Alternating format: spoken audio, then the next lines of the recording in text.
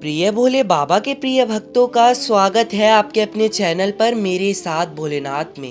प्रिय भक्तगण, हम सभी के मन मस्तिष्क में एक चाह होती है, एक उपासना होती है कि हम अपने जीवन में उन्नतियों की ओर बढ़े और हम प्रगति प्राप्त करें। हमारी आशाओं के साथ हमारे माता पिता की आशा भी हमसे जुड़ी होती है कि हमारा पुत्र या पुत्री अपने जीवन में खूब तरक्की करे।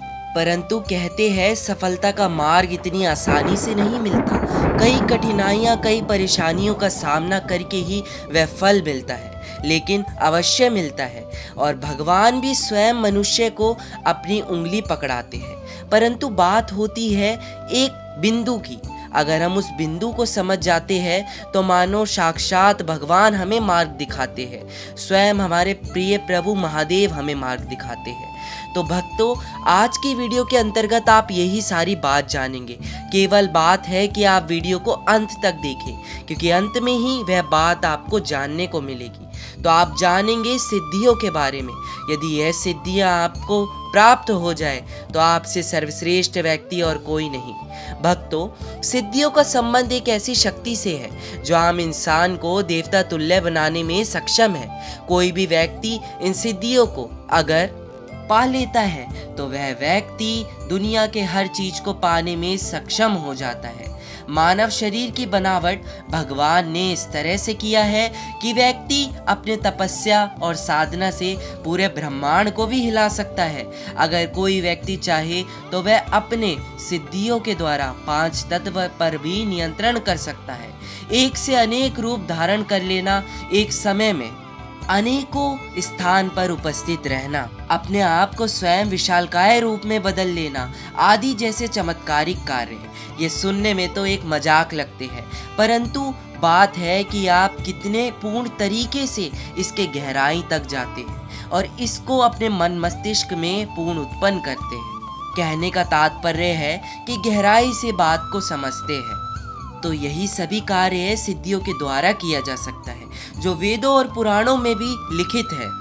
अगर सिद्धियों की तुलना की जाए तो वेदों पुराणों में, हमारे ग्रंथों में लिखित है कि हनुमान जी के पास 8 सिद्धियां थी, जिसके ऊपर हमने पहले भी टिप्पणी जरूर करी है कि सिद्धियां क्यों आवश्यक होती है। अगर आप यह 8 सिद्धियां के बारे में जानना चाहते हैं तो हमें अभी कमेंट कर दीजिए। सरल भाषा में कहे तो सिद्धियां का शाब्दिक अर्थ है किसी पूर्णता, सफलता और प्राप्ति से। हमारे धर्मशास्त्र में भी पंचतंत्र के अनुसार असामान्य कौशल या क्षमता अर्जित करने को सिद्धि कहा गया है। और इन सिद्धियों की प्राप्ति के बाद माना जाता है कि जो कार्य असंभव होते हैं वह कार्य भी संभव होने लग जाते हैं। तो आप सोच सकते हैं, अनुमान लगा सकते हैं कि आप अपने जीवन में क्या कुछ कर सकते हैं अगर आपको ये सिद्धियां प्राप्त हो जाए तो। इन सिद्धियों के बाद मानव सांसारिक मोह माया से मुक्त हो जाता है, कामनाओं से रहित हो जाता है, भौतिक वस्तुओं की लालसा समाप्त हो जाती है, जो हम देखकर आश्चर्यचकित हो जाते हैं।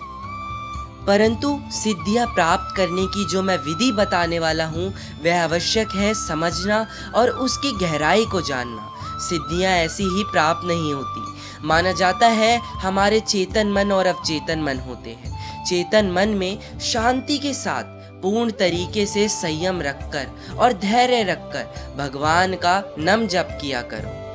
अर्थात यदि आप भोले बाबा को अपना प्रिय मानते हो या बजरंग बली को अपना प्रिय मानते हो तो उनका नाम आप जप करना शुरुआत कर सकते हो।